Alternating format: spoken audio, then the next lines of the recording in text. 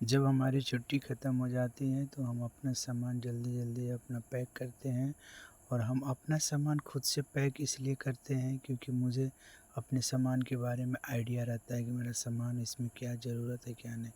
तो मैंने टूथब्रश वग़ैरह और शेविंग के भी सारे सामान किट को भी देख ले रहा हूँ, इसको में क्या कमी और कैसे है और इसके बाद मैं अपने सामान को अच्छी तरह से पैकिंग कर लेता हूँ और इसके बाद अपने सामान को पैकिंग करने के बाद फिर मैं सोचता हूँ कि कुछ खाना-वाना के लिए आ जाए तो खाना के लिए बोल देता हूँ और खाना आ जाता है।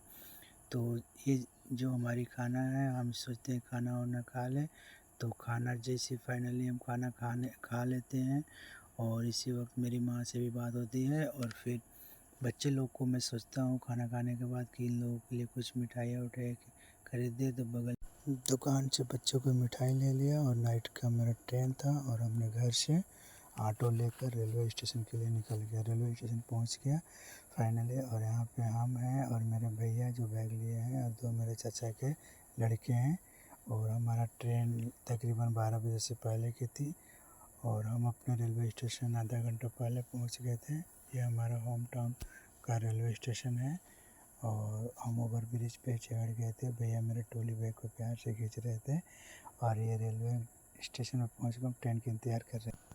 फिर हमने पटना रेलवे स्टेशन पहुँच गया और पटना रेलवे स्टेशन का थोड़ा ये भीड़ था तो मैंने सोचा ज़रा शूट कर लूँ कैमरे में और बाहर निकला तो प्यारा सा फ्लैग मेरा लहरा रहा था जो रेलवे स्टेशन के बाहर लगा हुआ है।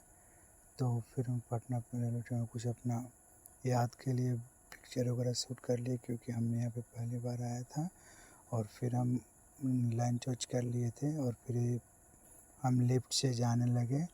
अपना ट्रेन का आने का समय हो गया था जो मेरा ट्रेन था वंदे भारत और मुझे पटना से मुझे आना था किशनगंज के लिए और ये रास्ता हमारे लिए पहले बार था क्योंकि हमने पटना भी पहली बार ही ट्रेन से सफ़र किया था और किशनगंज एक बार गया था पर दूसरे रूट से गया था, इससे मैं नहीं गया था। तो मैं ओवर ब्रिज से चढ़ते हुए मैं देखते हुए जा रहा था कि मेरा कितने नंबर प्लेटफार्म पे आएगा क्योंकि नई जगह रहता है तो आदमी सोचता है कि कहीं छूट ना जाए। तो उसी तरह मेरे भी दिल में था। तो फिर फाइनली मुझे पता चला मैंने अपने नेट से चेक कर लिया कि मुझे 10 नंबर प्लेटफार्म पे वंदे भारत ट्रेन आ जाती है। तो वंदे भारत ट्रेन के लिए और हम सफ़र करने के लिए हम निकल गए और फिर यहाँ से अपने वंदे भारत ट्रेन के लिए जो पटरी होती है 10 नंबर पे हम जाने लगे और फिर रास्ते में एक दोस्त मिला उससे मैंने बोला पिक्चर यार थोड़ा शूट कर दो, उसने पिक्चर शूट कर दिया और जो रेलवे वंदे भारत प्लेटफार्म है उसके 10 नंबर पे ये कैंटीन बनी है। फिर फाइनल वंदे भारत ट्रेन लगी हुई थी और मैंने अंदर घुसा और घुसने के बाद अपना मैंने टिकट को चेक कर लिया मेरा टिकट कितना है। तो टिकट नंबर देखने के बाद फिर ये अंदर का व्यू को मैंने रिकॉर्ड किया। रिकॉर्ड करने के बाद फिर मैं सोचा कि कुछ अपनी यादगार पलों के लिए वंदे भारत के लिए शेयर करें। तो ये आपको मैं थोड़ा व्यू दिखा रहा हूँ वंदे भारत को जो आप लोग देख रहे हैं। वंदे भारत में मतलब कंफर्टेबल है, आने जाने का सफ़र अच्छा है, फुल्ली एसी रहती है, चेयर कार रहता है। और फाइनली फिर मैंने बाहर आया और कुछ पिक्चर वगैरह शूट लिया और देखा इसका बनावटी तो बनावटी थोड़ा अच्छा लगा मेरे को और फिर मैं अंदर आके बैठ गया और बैठने के बाद फिर आराम से बैठा। पर उस तरह सोचेंगे कि बस की तरह है तो बस की तरह नहीं है लेकिन फिर भी ठीक है। खाने पीने की भी इसमें सुविधाएँ आपको अवेलेबल कराई जाती है और पानी आपको फ्री मिलता है और यहाँ पे साफ़ सफाई पे बहुत ज़्यादा विशेष ध्यान देते हैं और एक ग्लास से आप व्यू वगैरह देख सकते हैं। तो फिर ये सीट जो आपको दिख रही है एक बगल 2 होता है, एक बगल 3 होता है। फिर मुझे लंच का समय था, भूख लगा था तो मैंने सोचा कुछ ले लो और खा लो। आप अंदर से भी कर सकते हैं, बाहर से। तो मैंने बाहर से ही लिया था खाने के लिए। तो मैं सोचा कुछ खा लूँ, दोपहर के समय हो गया था और कुछ भूख लगा हुआ था।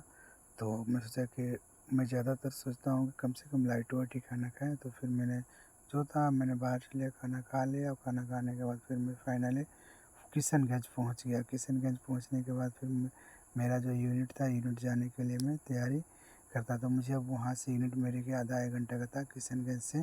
तो मैंने सोचा कि किशनगंज से मेरे पास सामान भी है, लगेज भी था।